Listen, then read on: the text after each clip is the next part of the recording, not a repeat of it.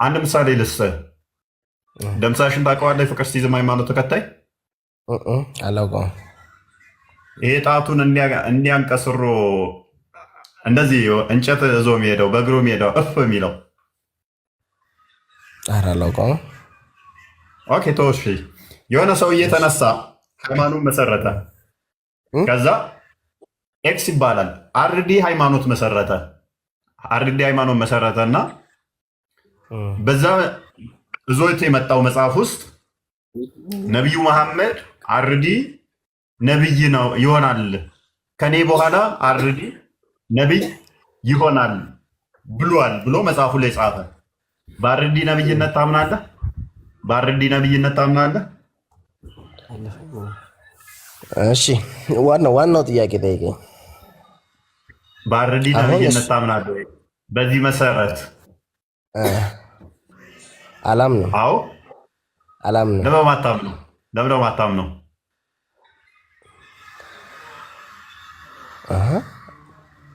ማለት አሁን ለምሳሌ ማለት ነው ነቢዩ እኮ ሙሐመድን አንተ ታምንበታለህ። ነቢዩ ሙሐመድ እኔ ነቢይ እንደመሆን ተናግሮልኛል ትንቢት ብሎ ለዛ አይደለም ማምነው። ለዛ ብዬ አይደለም እኔ ማምነው። ለምን ማታምነው? ለዛ ብዬ አይደለም ማምነው። ነቢዩ መሐመድ ሰለላሁ ዐለይሂ ወሰለም እነሱ ኢሳ እንደዚህ ብሎልኛል ስላለ አይደለም። እሱ አይደለም እኔ ማስረጃዬ፣ ስለ ነብይነቱ ማስረጃዬ እሱ አይደለም። ገብተዋል? አሁን ለምሳሌ አሁን ይብሮ ማለት ማስረጃ የማይሆንበትን ምክንያት ልነግረኝ ትችላለህ? ማስረጃ አይሆንም ሳይሆን አንተ እሱን አይደለም የምጠይቀኝ። እሱስ ብሎኛል ብሎ ነው ነብይ ሆኖ ምናምን ብለህ አይደለም ልነግረኝ የምትችለው። እኔ በሌላ መንገድ ነው ነብይ ስለሞተ ኢብሮ አርዲ መጽሐፍ ውስጥ ነቢዩ መሐመድ ለሌት ትንቢት ተናግሯል ነቢይ ሆኜ እንደምመጣ ብሎ እኮ መጽሐፍ ውስጥ አለ። አንተ ነቢያት አለ ተናገሩልህ የምትለው ይኸው ብለው ይሉሃል። የሱ ተከታዮች የአርዲ ተከታዮች ምን ያሳዩሃል? ነቢያችን አርዲ ነቢይ እንደሆነ ሙሐመድም ተናግሮለታል ይሉሃል። የት ቦታ ስትላቸው የአርዲ ያመጣው መጽሐፍ ውስጥ ያሳዩሃል ያንን ትንቢት። ለምን አትቀበለው? እና ለመቀበል ምክንያትህን እስኪ ንገረኝ። ምክንያቱም አሁን እሱ ነው የጻፈው ያ መጽሐፍ ጉዳይ አይደለም። እኔ አልጻፈውም። እሱ ለምሳሌ ለጓደኞቹ ነገረና እንዲህ እኔ ነብይ እንደሆንኩኝ ሙሐመድ ነግሮኛል ትንቢት ተናግሮልኛል ብሎ የአርዲ ጓደኞች ናቸው የጻፉለት። እኮ ትንቢቱን የተናገረው ምን ላይ ነው? ሙሐመድ ምን ትንቢቱን የተናገረው ምን ላይ? አርዲ ባጻፈው መጽሐፍ ነው እንዴ? አርዲ መጽሐፍ የሙሐመድ ነው እንዴ? ኦኬ ግን አርዲ ትንቢት ነው የተናገረው፣ ነብይ ሆኗል። በዚህ መሰረት ትቀበለዋለህ? አትቀበለውም? እኮ አሁን ትንቢት እኮ የሚናገረው ሙሐመድ ተናግሮልኛል ትንቢት ሲል ሙሐመድ የተናገረበትን ሙሐመድ የጻፈውን እስከነ ማስረጃው ማምጣት አለበት። አርዲ የጻፈው መጽሐፍ ውስጥ ቢገኝ መረጃ አይሆንም እያልከን ነው? እንዴት ይሆናል? እኔ አላምንበትም። ቴንክ ዩ ግን ደግሞ ምን አለ መሰለህ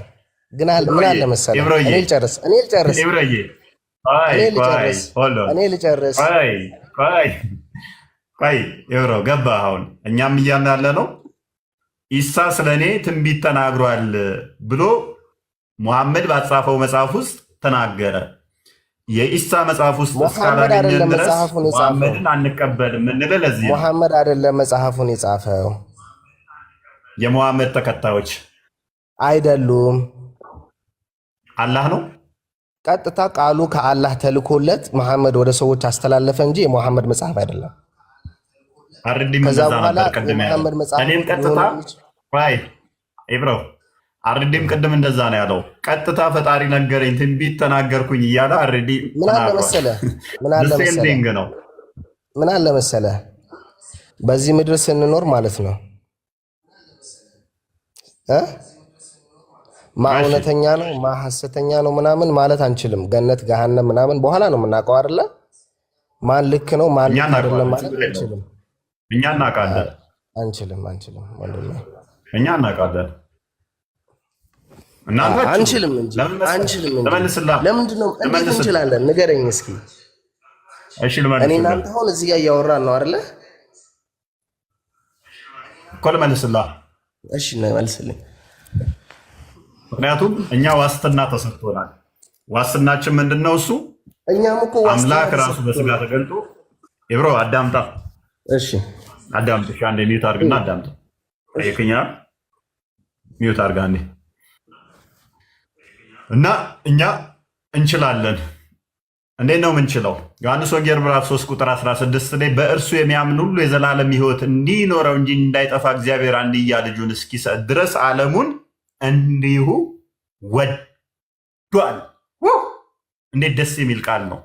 ስለዚህ በእርሱ የሚያምን እንዳይጠፋ አንድያ ልጁን እስኪሰጥ ድረስ ዓለሙን እንዲወዷል። የሚያምን አይፈረድበትም፣ ማያምንስ ተፈርዶበታል። አሁኑኑ ቁጥር 18 ላይ። ስለዚህ ክርስቶስ ምን ሆነ? ዋስትናችን ነው። ዮሐንስ ወንጌል ምዕራፍ 11 ቁጥር 25 ላይ መጣና የሚያምንብኝ ቢሞት እንኳን ሕያው ነው፣ ሕያው የሆነ ለዘላለም አይሞትም። ምን የሚያምንብኝ? ክርስቶስ መጣና ዮሐንስ ወንጌል ምዕራፍ 14 ቁጥር 6 ላይ እውነት፣ ሕይወት፣ መንገድ እኔ ነኝ። ከዛስ የሞትና እንትን መውጊያ ያለው ሁሉን የሻረ ሁሉን ያፈረሰ ሞትን የደረመሰ ነው አይደለ? በአንደኛ ቆሮንቶስ ምዕራፍ 15 ከቁጥር 12 ጀምሮ ስታዩት ሞትን ገደለልን፣ እንትንን ሰጠን፣ ትንሣኤን ሰጠን አይደለ? ስለዚህ ማመን ብቻ የሚጠበቅብን ይሄን ጋራንቲ ሰጠን። ቁርአኑ ላይ ስንሄድ ሱረቱ መርየም አያ 71 ላይ ሁላችሁም ወደ እርሷ ወራጅ እንጂ አንዳችሁም የላችሁም፣ ስለዚህ አቀሩም አንዳችሁም። ሁላችሁም ወደ ነው የምወርዱት ወደ ገሃነም እንጂ አንዳችሁም አቀሩም ይላል ሱረቱ መርየም አያ 71 ላይ። ሱራ 34 አያ 24 ላይ እናንተ ወይንም እኛ በተሳሳተ መንገድ ውስጥ ናችሁ በላቸው። ስለዚህ እርግጠኛ አይደለም እናንተ ወይንም እኛ ምንድነን? በተሳሳተ መንገድ ውስጥ ነን። ክርስቶስስ ምን አለ? እውነት፣ ሕይወት፣ መንገድ እኔ ነኝ። እውነትና መንገድ ሕይወትን ካገኘን እርግጠኝነት ውስጥ ነን እኛ። ሱራ አልፈቲያ 26 ላይ ቀጥተኛው መንገድ ምራን ብሎ ገና ይጸልያል። ሱራ 46 9 ላይ በእናንተም በእኔም ላይ ምን እንደሚደረግ አላቅም ማ ሙሐመድ፣ እኛስ እናውቃለን። ለምን? መንገዱን፣ እውነቱን፣ ሕይወቱን ስላገኘን ማለት ነው። እና እንደዛ ነው። ስለዚህ እኛ ዋስትና አለን፣ ሕይወት አለን፣ ወዴት እንደምንሄድ እናውቃለን። ከዛ አንጻር እርግጠኛ ነን። ወደ መጀመሪያው ጥያቄ ባካሁንም ሳደርግ ምንድነው እሱ አርዲን አልቀበልም እንዳልከው እኛም በተመሳሳይ ለምን ብለን ነው መሐመድ የምንቀበለው? አንቀበልም። ለምን? ኢሳ ተናገረ ይለናል። የኢሳ መጽሐፍ ስንፈልግ ደግሞ መሐመድ የተናገረበት ለመሐመድ የተናገረበት ሽታውም የለም። ሰው መሐመድ ራሱ በራሱ የፈጠረው ነው እና እንደዛ ነው። አይመስልም? አርዲ በትክክል እንዲያውም እዚህ ጋር ምን ላሳይ ፈልጌ የነበረ መሰለ፣ ደምሳሽ በጅብሪል አማካኝነት ይሄ መጽሐፍ እንደተሰጠው ይሄውና፣ ይሄ መጽሐፉ ላይ እፎይ መድረኩን ደግሞ አንዳንድ ጊዜ ለኛ ትሆን የፍቅር ሲኪንግ አንዱን አልሰማ ብለን ነው። ይሄ ቅዱስ ፍቅር መጽሐፍ የሚለው የፍቅር ሲዝም ሃይማኖት መጽሐፍ አዘጋጅና አቅራቢ ምናምን ብሎ ከታች አስቀምጦበታል። ግን ይሄ መጽሐፍ ቀጥታ በጅብሪል አማካኝነት ነው የተሰጠኝ ብሎ ደምሳሽ ይናገራል። ደምሳሽ ማን ነው? ደምሳሽ ማን ነው መሰለ? ደምሳሽ ላሳይ። ደምሳሽን አናውቀውም ላልከው ደምሳሽ ይኸውልህ፣ ደምሳሽ ማለት ይሄ ሰውዬ ነው። ይሄ ሰውዬ ደምሳሽ ነብይ ነኝ ብሎ የተነሳው ማለት ነው። ይሄ ሰውዬ ምን አለ? ይኸውላችሁ ይሄ መጽሐፍ ለኔ በጅብሪል አማካኝነት ለኔ ከተሰጥቶኛል፣ በገብርኤል አማካኝነት ተሰጥቶኛል። ከላይ ምን አለ? ይኸውልህ ህልምም ከሰማይ የመጣ ትልቅና አስፈሪ ድምፅ የእግዚአብሔር ትእዛዝ ነበር አለና እሱም ደምሳሽ ነብይ አድርጌ መርጬሃለሁ ነበር ያለኝ። እኔም አልፈልግም አልኩት። መሆን የምፈልገው መንግስት ነው አልኩት። በዛ ላይ በጣም ሱሰኛ ነኝ ኦኬ። እና ይሄ ሰውዬ በዚህ ምክንያት ነብይ መሆን አልችልም፣ ደግሞስ ከዚህ ሁሉ ሰው ነብይ ጠፍቶ ነው ወይ ያልኩት የፍቅርን አምላክ ይላል። ከዛ ወረድ ስትሌቱ ጋር ነበረ ደግሞ በገብርኤል አማካኝነት ደግሞ እንደመጣለት ይኸው ይህን ህልም ካሳየኝ በኋላ አምላክ በመቀጠል ለእኔ ያለኝን ነብይነት በተለያዩ መልኩ ማስተማር ጀመረ።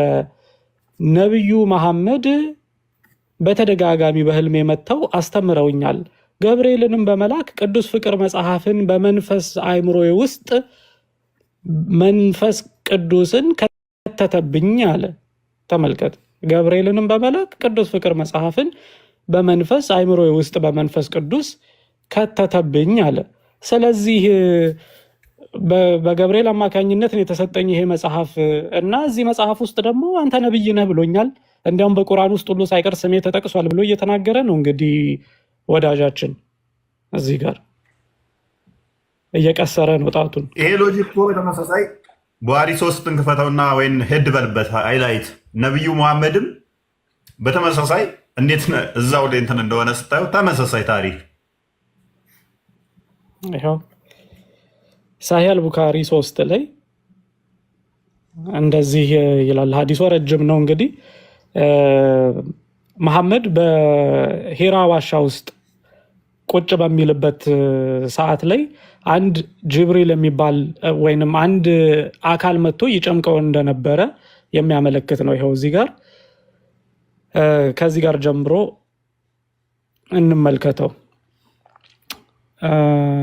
ኦኬ the angel came to him and asked him to read. አንድ መልአክ መጣና እንዲያነብ ጠየቀው። the prophet replied I do not know how to read. ነብዩም መለሰና እንዴት ማንበብ እንዳለብኝ አላቅም አልኩኝ አለ። the prophet added the angel caught me forcefully. በኃይል ያዘኝ። ነብዩም እንደዚህ አለ፣ መልአኩ በኃይል ያዘኝና and pressed me ጨመቀኝ። ኦኬ በኃይል ይዞ ጨመቀኝ። so hard that I could not bear it anymore. በጣም ከመጨመቁ የተነሳ ልቋቋመው አልቻልኩም አለ። he then released me and again asked me to read and I replied. ከዛም በኋላ ለቀቀኝና አንብብ ብሎ እንደገና ጠየቀኝ። እኔም መልሼ እንዴት ማንበብ እንዳለብኝ አላቅም አልኩኝ። thereupon he caught me again. ለሁለተኛው ጊዜ እንደገና ያዘኝና በኃይል ጨመቀኝ። I could not bear it anymore. ልቋቋመው አልቻልኩኝም መጨመቁን አለ። he then released me again and asked me to read. ይሄንን 3 ጊዜ ተከሰተ። አጥቦ ነው እንደሚጨምቀው አጥቦ ነው እንደሚጨምቀው እንደዛ በል መቋቋም እስከሚያቀተው እንግዲህ ኢማጂን ምን አይነት አጨማመቅ ነው። ማንበብ ማይችልን አካል መጥቶ መጭመቅ ራሱ ፍትሃዊ ነው። ይሄ በእውነት በጣም እንግዲህ ሰብአዊነት የሚሰማችሁ አሁን ፍትህ ጠይቁ ከነገ ጀምራችሁ ጓይድ ለሶስት ጊዜ እንደዚህ ተከሰተ። thereupon he called me for the third time. ለሶስተኛ ጊዜ ያዘኝ and then released me and said ለቀቀኝና read in the name of your Lord. ከዛ በፈጠረህ ስም አንብብ ብሎ ተናገረኝ። who has created all that exists created man from a cloth. read ሱራ 96 ላይ ያለውን ክፍል እሱን አንብብ። ኢቅራ የሚለውን ማለት ነው። ኢቅራ በስመ ረቢክ የሚለውን then Allah's messenger returned with the inspiration and with his heart beating severely. ከዛ በኋላ ያላ መልእክተኛ ይሄንን ይዞ ልቡ በኃይል እየመታ ተመለሰ አለ ከዋሻው ውስጥ። ይሄ ነገር እየተከሰተ ያለው ዋሻው ውስጥ ነው። then በነገራችን ላይ እንዲያውም በዚህ አጋጣሚ ሂራ ዋሻው ልታሳየ ነው አብሮ ከንትን ጋር ጂኒ ጋብዘውት እኮ ጂኒዎች ጋብዘውት ያደረበት ነው። ያ ይኸውላችሁ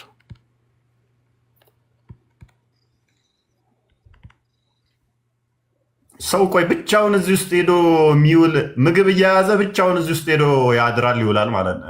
ሄዶ ይውላል ብቻውን ተገሎ ማለት ነው። እዚህ ውስጥ ሆኖ እኮ ነው የሆነ አካል መጥቶ የጨመቀው። ያዙኝ አልቀቁኝ የተባለው እዚህ ውስጥ ነው። ከዛ በኋላ ከዚህ ውስጥ እንግዲህ ይወጣና ተንደርድሮ ወዴት ይሄዳል? ወደ ሚስቱ ይሄዳል ማለት ነው። ይሄው ወደ ሐዲሱ እንመለስና Okay.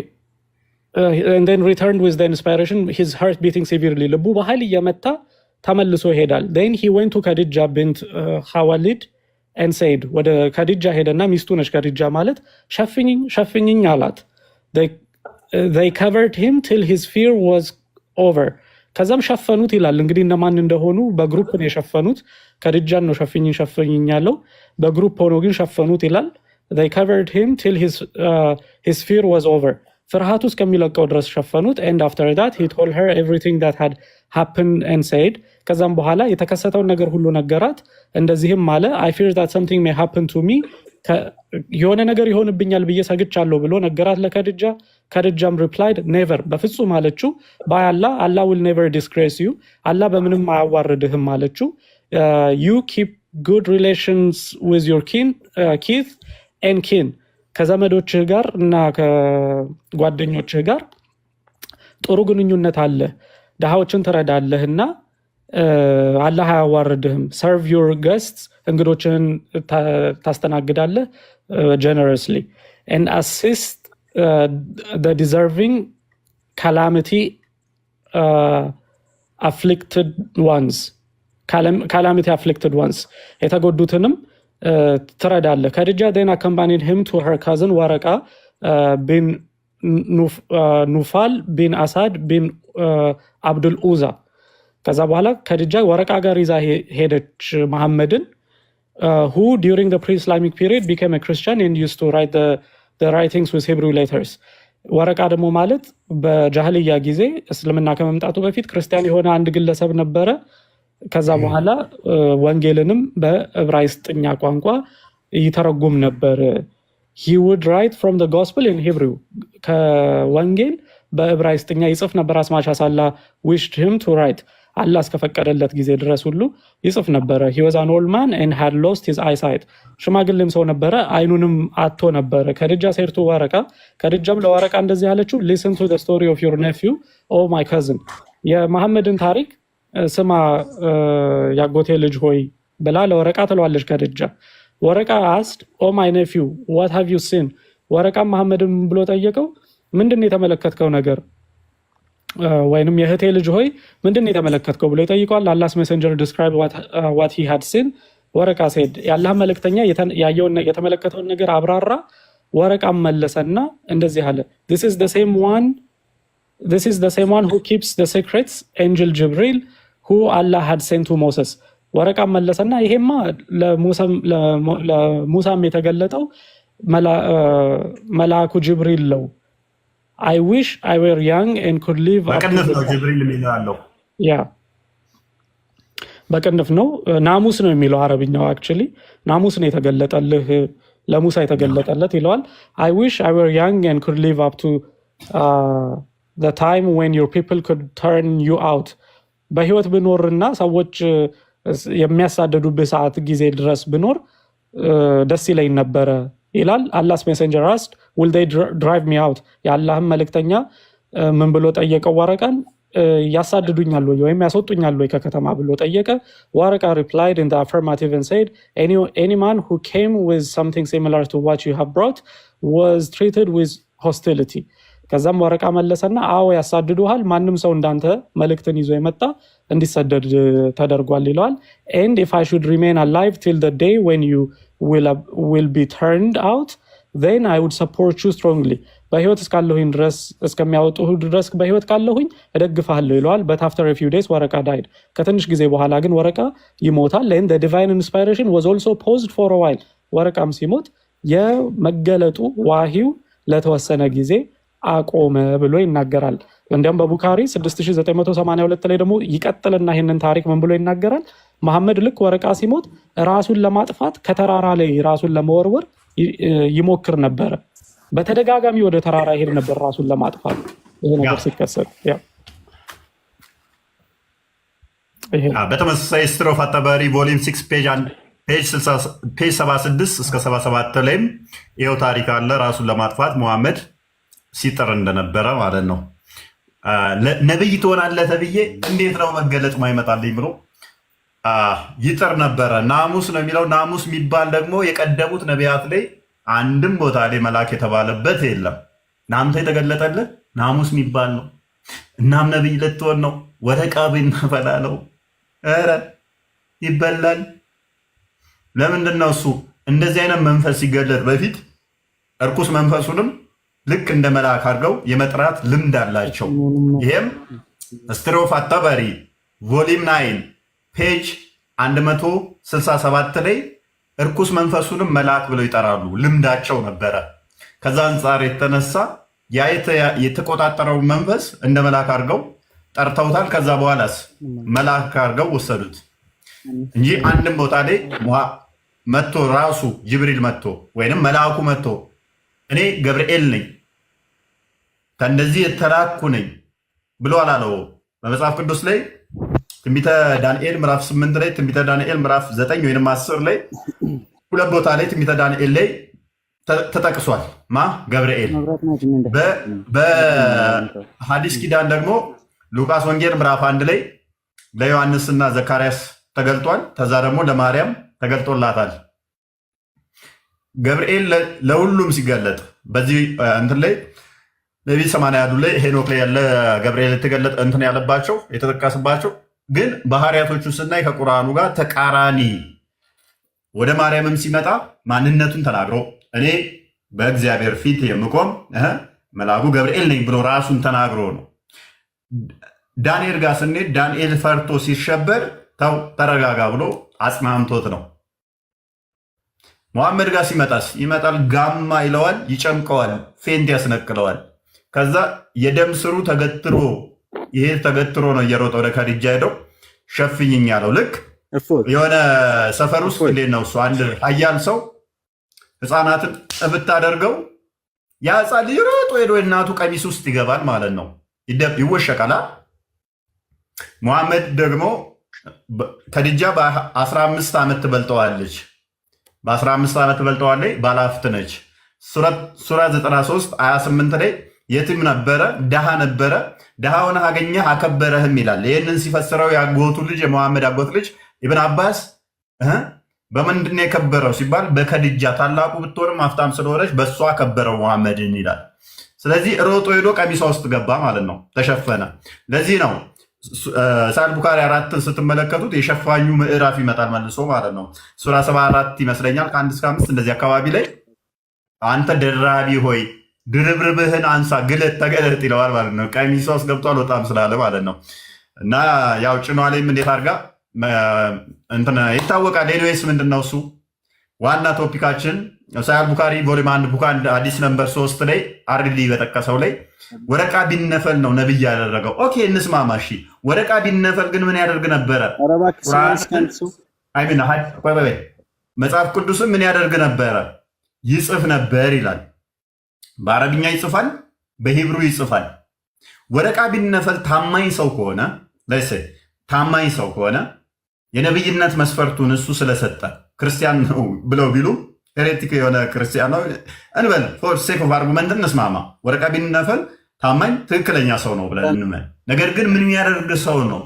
መጽሐፍ ቅዱስ የሚጽፍ ነው፣ መጽሐፍን የጻፈ ነው። ስለዚህ አትሊስት አረብኛና ሂብሩኛ ስለሚጽፍ ሰውየው እነኛ መጽሐፍት ውስጥ ይሄንን ትንቢት ማግኘት ነበረብን። የለም ተበረዘ እንኳን ቢሉን ወረቃ ቢነፈል ይበረዝ ነበር ማለት ነው። ሲጽፈው የነበረው እየበረዘ ነው ማለት አግኝተኛል። አልሬዲ አዎ በሚገባ። ስለዚህ እዛ መጽሐፍ ውስጥ እንኳን አትሊስት መገኘት ነበረበት ትንቢቱ። ኪንግ ኦፍ አፋር ሶሪ ስላቆየን አንተም ብቻ አልቀበልና ይብቃል። ኪንግ ኦፍ አፋር እንኳን ደህና መጣ። እንኳን ደህና ቆያችሁ። በመጀመሪያ ርዕሳችሁ ምንድን ነው? ስለምንድን ነው ማለት የመማማር እንትን ከሆነ እዚህ ጋር የተቀመጠ ነውና እያዳመጥን ያለ ነው ደግሞ በብዛት እንትን ነውና የተምታታ ነው እያወራችሁ ያላችሁት። እና ስለምንድን ነው መጀመሪያ እያወራችሁ ያላችሁት? ስለ ቁርአን ነው ወይስ ስለ ነብይ ነው ወይስ ደግሞ ስለ አላህ ነው? ብዙ አይነት ነውና መማማር እስከሆነ ኦኬ፣ ጥያቄውን ግልጽ ላድርግለት። ሱራ 61 26 ላይ የሜርየም ልጅ ኢሳ ከኔ በኋላ አህመድ የሚባል ይመጣል ብሎ ተናግሯል ተብሎ ተቀምጧል። እና ኢሳ የት ቦታ ነው እንደዛ ብሎ የተናገረው እያልን እየጠየቅን ነው።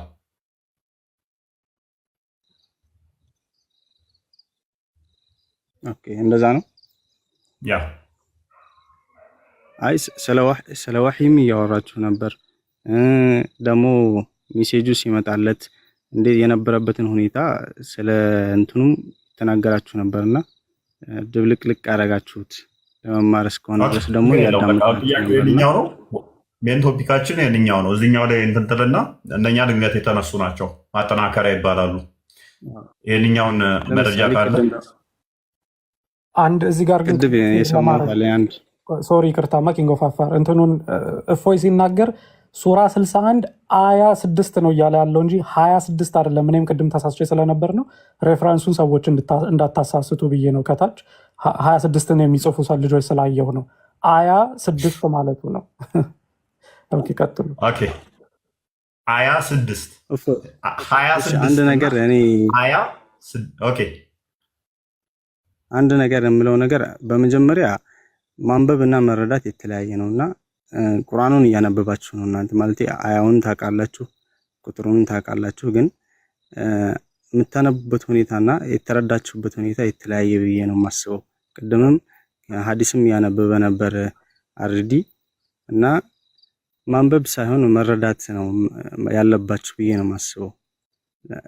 ቁርአን የአላህ ቃል ነው እንጂ ቅድም ራሱ ኢብራሂምንም እየጠየቀው ነበር አርዲ እንደዛ ብሎ ቢናገር በዛ ታምናለህ ወይ ነብይ ነው ብለህ ታምናለህ እንዴ ብለህ ጠይቀው ነበርና በመጀመሪያ ቁርአን የነብይ ቃል አይደለም የአላህ ቃል ነው።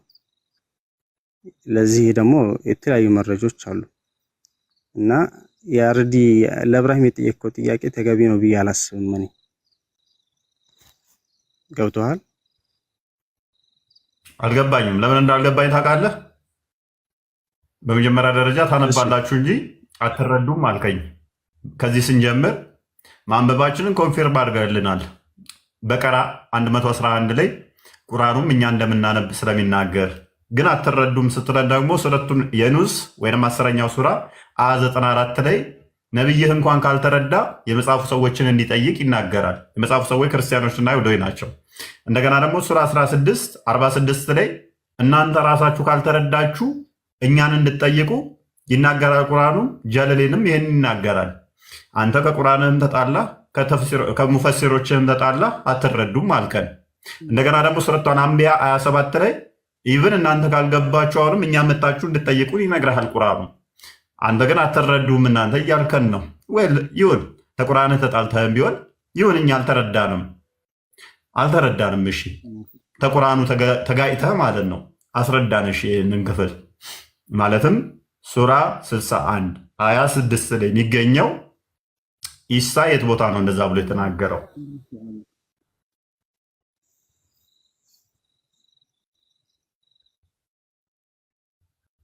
ሚዩት ነህ። ሚዩትን አንሳ። ሚዩት አደረክ።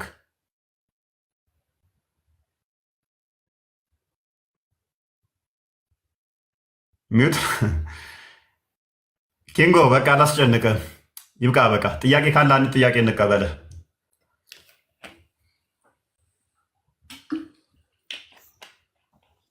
እፎይ በመጀመሪያ ማንኛውም ሰው የሚተነተነው ነገር አይደለም።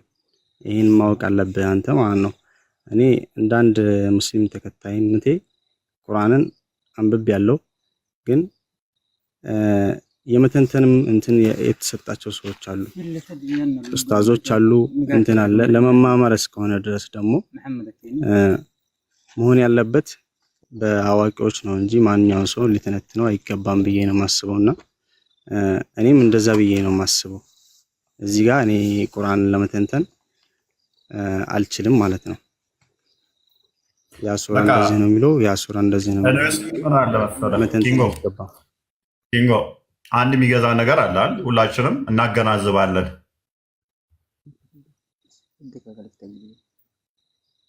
እሺ የምናገናዝብ ከሆነ ኢሳ እንደዚህ ብሎ ተናግሯል የሆነ አካል ብሎ ሲለን የት ቦታ ነው የተናገረው ብለን መጠየቅ መቻል አለብን።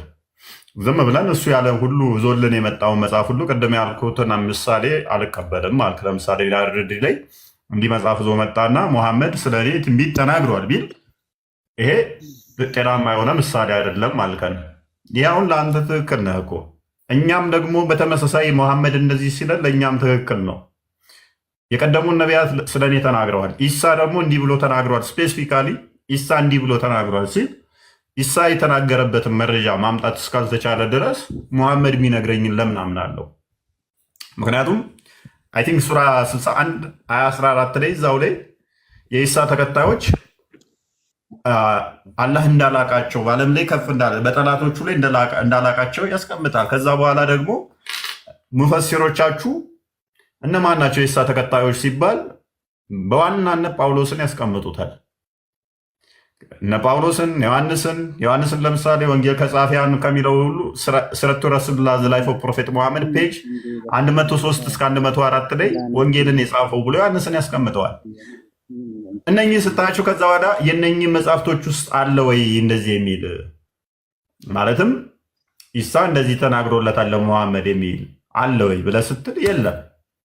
ከሌለ ደግሞ መሐመድ ከራሱ እየተናገረ ነው ብለን ኮንክሉዥን እንሰራለን ማለት ነው።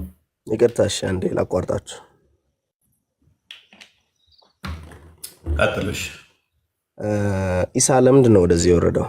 ማለት ጌታ ነው አይደለ? ያ በመንፈስ አብ ወልድ መንፈስ ቅዱስ ምናምን ጌታ ነው ብላችሁ እኔ ነኝና ጌታ ነው አይደለ? ለማስተማር ነው የወረደው። ጌታ ነው። ዮሐንስ ወንጌል ምዕራፍ 13 ቁጥር 13-16 ላይ ጌታ ለማስተማርም እንደሆነ ቁጥር 16 ላይ ቲንክ ይመልሰዋል። እኔ ጌታና መምህር ስሆን እኔ እግራችሁን ካጠብኩኝ እናንተም እርስ በርሳችሁ እግር ተጣጠቡ፣ ምሳሌ ሊተውልን ማለት ነው። አርያ ሊሆነን ለምን መጣ? ማቴዎስ ወንጌል ምዕራፍ 20 ቁጥር 28 ላይ፣ ማርቆስ ወንጌል ምዕራፍ 10 ቁጥር 45 ላይ ቤዛ ሊሆነን መጣ። ልጠይቅህ ነው፣ ገና እኮ አልጠየቅኩም። ባይልሽ ጌታ ሊያስተምር ከሆነ የመጣው ከዛ በፊት ምንም ትውልድ አልነበረም። ማን አለ? ከነበረ ሃይማኖት አልነበረም። ማን አለ? ማን ያስተማረው ከዛ በፊት የነበረውን ሃይማኖት? አይ እኔ ለመማር ነው እንደዛ ብለህ። ኦኬ እሺ ይብሮ እሺ። ከዛ በፊት ሃይማኖት ከነበረ ማን አስተማረ? ከዛ በፊት ወይት እሺ፣ ከዛ በፊት ሃይማኖት ከነበረ ማን አስተማረ? ወይንስ ከዛ በፊት የነበሩት ሰዎች ሁሉም ምንም ነገር እንትን የላቸውም ማለት አይጠየቁም? ከሞቱ በኋላ አይጠየቁም? ከሞትክ በኋላ የምትጠየቅ ከሆነ ጌታ ነው ያዘዘ ማለት መጠየቅ ካለብህ መማር አለብህ። ተምረህ ነው የምትጠየቀው ካልሰራ። ከዛ በፊት ያሉ ሰዎች ደግሞ ጌታ መልእክተኛ ካልተላከላቸው አይጠየቁም። ኦኬ እንደዛ ነው የምታምነው አንተ? አይ እኔ አንተን ልጠይቅህ ነው እኮ።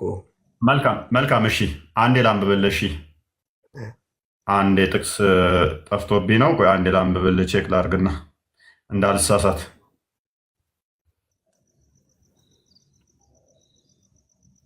መጽሐፉን ባየው ይሻላል። ኦኬ እንደዚህ ይላል፣ ነገር ግን የዘመኑ ፍጻሜ በደረሰ ጊዜ እግዚአብሔር ከሴት የተወለደውን ከሕግም በታች የተወለደውን ልጁን ላከ። መቼ? ነገር ግን የዘመኑ ፍጻሜ በደረሰ ጊዜ እግዚአብሔር ከሴት የተወለደውን ከሕግም በታች የተወለደውን ልጁን ላከ። ክርስቶስ የዘመኑ ፍጻሜ ሲደርስ መጥቷል። አስቀድሞስ ነቢያት ስለሱ ተናግረዋል፣ ነቢያት ስለሱ ሰብከዋል። ሙሐመድ ከመምጣቱ በፊት ሰው አልነበረምን ተብሎ አይባልም። ከሙሐመድ በፊት ሰው ስለነበሩ ነው። ፕሊስ ቆይ አዳምጥ። ነቢያት ሁሉ ስለ ክርስቶስ መስክረዋል፣ ስለ ሃይማኖት አስተምረዋል። ነገር ግን ምንድን ነው የዘመኑ ፍጻሜ ሲደርስ ክርስቶስ መጣና ራሱ በመጀመሪያ እግዚአብሔር ኦኬ ምን አደረገ? ነቢያትን ላከ። ከዛስ የዘመኑ ፍጻሜ ሲደርስ ግን እግዚአብሔር በራሱ በልጁ ተናገረን ማለት ነው። በልጁ ተናገረን። ሜይ ቢ አርዲድበት ናውራ ስቤ ጠፋብኝ። አይ ነገሩ ግልጽ ነው። ቆይ አንድ ጊዜ ኪንግ ኦፍ አፋር አንድ የሚዩት አድርግ። ኪንግ ኦፍ አፋር እያወራ ነው ከውስጥ። አንድ የሚውት አድርግ። ሀሳቡ ግልጽ ነው። ኢየሱስ ክርስቶስ አንደኛ የመጣበት ምክንያት ያው ራሱ እንደተናገረው የሰው ልጅ ሊያገለግል እንጂ ሊገለገል አልመጣም፣ ነፍሱንም ለብዙዎች ቤዛ አድርጎ ሊሰጥ እንደመጣ በብዙ ጊዜ ደጋግሞ ነግሮናል። የመጣበትም ምክንያት ግን መምህር እንዳስተማረም ጌታም እንደሆነም እሱንም ደግሞ እንቀበላለን፣ እናምናለን። እነዚህ ሁሉ በመጽሐፉ ተጠቅሰው ያሉ ስለሆኑ ማለት ነው። ከሱ በኋላ ደግሞ ይሄ ደግሞ በሱ ያበቃ በዘመን ፍጻሜ በዕብራውያን መጽሐፍ እንደሚነግረን ለምሳሌ እስከ ዛሬ ድረስ በነቢያት ሲናገረን ቆይቶ ዛሬ ደግሞ ዓለማትን በፈጠረበት በልጁ ተናገረን ደግሞ ብሎ ይናገራል። ከዛ በኋላ እንደገና ደግሞ ወደ ነቢያት ይመለሳል ማለት አይደለም። በቃ ተፈጸመ ብሎ ክርስቶስ በመስቀል ፈጽሞ የጨረሰውን ታሪክ ከዛ በኋላ ሌላ ሰው መጥቶ የሚነግረን አይደለም ማለት ነው። እንዲያውም በገላትያን መጽሐፍ ላይ ሲናገር ከዚህ በኋላ ሌላ ሰው መጥቶ እኛ ከነገርናችሁ ወንጌል ውጪ ቢናገር እንኳን ሰው አይደለም የሰማይ መልአክ እንኳን መሐመድ እንዳለው በኮተንኮት በትምህርተ ጥቅስ ውስጥ ገብርኤል መጥቶ ነገረኝ፣ ጅብሪል መጥቶ ነገረኝ ያለውን ማለት ነው። ጅብሪልም መጥቶ ቢናገር የተረገመ ይሁን ብሎ ነው መጽሐፍ ቅዱስ የሚያስቀምጠው፣ የተረገመ ይሁን። ስለዚህ ያ የተለየ ወንጌል ይዞ የመጣ ስለሆነ መሐመድ በመጽሐፋችን መሰረት ያ ሰው የተረገመ ይሁን ተብሎ ነው ያስቀመጠው። ለምን? የስህተትን ትምህርት ይዞ ስለመጣ። አሁን ዛሬ ስናይ የነበረው ርዕስ ምንድን ነው? መሐመድ የተናገረውን ነገር መጽሐፍ ውስጥ እናገኛለን ብለን ስንመለከት የለም። ማንም ሰው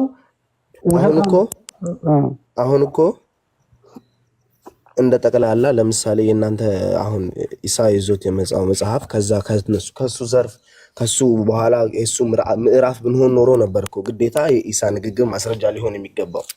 ለምሳሌ ኢሳ ነው ብለህ እንትን የምትለው እሱ ዛፉ ሆኖ እኛ መሐመድ ቅርንጫፍ ቢሆን ይሄ ምንድነው ምዕራፍ ሊኖረው ይገባል ምናምን ልትል የሚገባው ለዛ ነው።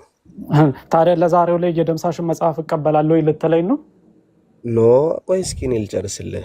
ቆይ ለምን ሴም ሎጂክ ራሱ ሎጂክ አፕላይ አድርግ። ዛሬ ላይ የደምሳሽን መጽሐፍ ለምን የማትቀበሉ? ዛሬ ላይ ያለው አንተ ቆይ ፈጣሪ ልጨርስልህ። እኔ እንዳረዳዴ ልነግርህ ነው። አረዳዴ ሳይሆን አረዳድ ገና ከጅምሩ ስህተት እንደሆነ እያሳየሁ ነው። በጊዜ የምትሄድ ከሆነ ዛሬ ላይ የደምሳሽን ተቀበልና መሐመድን መጣል አለብህ። እኔ ልጨርስልህ ማለት ሁላችንም አእምሮ ተሰጥቶን ምናምን እንድናገናዝባ የተፈጠር ነው። አንዴ ብናገናዝብማ የት በደረስን ነበር። እሺ የሰውን መንቀፍ ሳይሆን የራስህን ትክክለኛነቱን መናገር ይቀድማል። መጀመሪያ ስለ ሰው እኔ አሁን ስለእናንተ ምንም ነገር አላወራሁም አልልም። ምክንያቱም እናንተ ጥያቄ ላይ ፎከስ አድርግና ጥያቄ ላይ ጥያቄ ምንድን ነው በግልጽ እኔ ከዛ በፊት ስለነበረው ነገር ነበር። አሁን ስለዚህኛው ሰውዬ ስታወራ ይሄንኛው ሰውዬ አልሆነም ብሏል ምናምን ስትል የለም ይሄ ማን ነው ደምሳሽ ነው ምናምን እንደዚህ ብሏል ስትል ከዛ በፊትስ ከኢሳ በፊትስ የነበሩት እንትኖች ምን ተደረጉ ማለት በምንድን ነበር የሚማሩት? በምንድን ነበር የሚማሩት? በነብይ እነማን ነበሩ ነብዮቹ? እነማን ነበሩ? ትክክል። በጣም ቤስት ጥያቄ፣ በጣም አሪፍ ጥያቄ። ለምሳሌ ሙሴ አለ። ሙሴ እናንተ ተውራት ብላችሁ የምታምኑት ምንም እንኳን ቁርአን ላይ ተውራት ለሙሴ የተሰጠ ባይልም መጽሐፍ እንደተሰጠው ይናገራል። ግን ሙሴ ተውራት የሚባል መጽሐፍ አለው። አንድ ነብይ ነው። ኢሳያስ፣ ሰለሞን፣ ዳዊት ወዘተ እነኚህ በሙሉ ከኢየሱስ በፊት የነበሩ መጽሐፍም ያላቸው ናቸው። በመጽሐፋቸው ውስጥ ስለ ኢየሱስ ትንቢት ተናግረዋል። ያ ትንቢት ይመጣና በአዲስ ኪዳን ይፈጸማል። ለምሳሌ ኢሳያስ ትንቢተ ኢሳያስ ምዕራፍ 53 ላይ ኢሳያስ ምዕራፍ 7 ላይ ስለ ኢየሱስ መናገራቸውን እነሱ መጽሐፍ ላይ ነው እንጂ ኢሳ ስላለ ማመን የለብንም። ቴንኪው። እኛም እያልን ያለ ነው ይህንን ነው። እነሱ መጽሐፍ ላይ አለ፣ በዚህ ሰዓት አለ እንዴ? እሺ ምን አለ? ለምሳሌ ያለውን መጽሐፍ ንገረኝ። ለምሳሌ ዘቡር ብትለው አንተ ባታምንበትም ዳዊት መጽሐፍ አለ። ዳዊት የጻፈው ማለት ነው። ስለዚህ ዳዊት ስለ ኢየሱስ ትንቢት ተናግሯል አልተናገረም ሚለውን ለምሳሌ ፍቅር ሲዝም ተነስቶ ዳውድ እኮ ስለ እኔ ትንቢት ተናግሯል ቢል የት ቦታ ነው የተናገረው ብለን እንለዋለን። ይሄው እኔ መጽሐፍ ውስጥ ቢለን አንቀበልም። ግን የዳዊት መጽሐፍ ውስጥ ካገኘን እውነትም ተናግሮለታል። ለምሳሌ ዳዊት መዝሙረ ዳዊት ምዕራፍ 110 ላይ ስለ ክርስቶስ ትንቢት ተናግሯል። መዝሙረ ዳዊት ምዕራፍ 2 ላይ ስለ መሲሁ ትንቢት ተናግሯል። ምዕራፍ 22 ላይ ከቁጥር 1 ጀምሮ ትንቢት ተናግሯል። ስለዚህ የዳዊትን መጽሐፍ ስንይዝ ዳዊት ትንቢት እንደተናገረ ስለ ክርስቶስ እናምናለን። እንደሚመጣ፣ እንደሚወለድ፣ እንደሚሞት፣ እንደሚነሳ፣ እንደሚያርግ ይህንን ትንቢት እንደነገረን ስናይ እናምናለን። ኢሳያስ ጋር እንመጣለን። በተመሳሳይ ኢሳያስም ትንቢተ ኢሳያስ ላይ ምዕራፍ 6 ምዕራፍ 9 እና ምዕራፍ 7 ላይ እንዲሁም ምዕራፍ 53 ላይ ቁልጭ አድርጎ ወንጌል በሚመስል ሁኔታ ስለ ኢየሱስ ትንቢት ተናግሯል። ሰለሞን ምዕራፍ 8 ላይ ምዕራፍ 31 ላይ ቁጥር 1 እስከ 4 ትንቢት ተናግሯል። ሰለሞንም ሌሎችም ነቢያት በተመሳሳይ። ስለዚህ የነዛ ሁሉ ነቢያት መጽሐፍ አለ። የነዛ ሁሉ ነቢያት መጽሐፍ አለ። ያ አሉ። ለዛ ነው ስላሉ እነሱ ከዛ ወዲያ ያለው እነሱ መጽሐፍቶች ከአዲስ ኪዳኑ ጋር እናስማማቸዋለን። እነኛዎቹ አሉ። እነኞች በፊት ትንቢት ተነግሯል፣ አሁን ይፈጸማል። ሙሐመድ ጋር ግን ችግሩ ምን ይሆናል መሰለ? ትንቢት ተነግሮልኛል ይላል። የቀድሞዎቹ መጽሐፍቶች ጋር ግን የለም ትንቢቱ። እኛ ጋስ ትንቢቱ እዚህ ጋር አዲስ ኪዳን ሲፈጸም አለ። ብሉይ ኪዳን ላይ ደግሞ የነበሩት መጽሐፍቶቹ በሞላ አሉ እና ይሄ ነው። ይቅርታ፣ በዚህ ጉዳይ ነገ እናውራ። ችግር የለውም። እሺ፣ ቴንክ ዩ። የነገ ሰው ይበለን። ተናደሩ። እሺ፣ ባባይ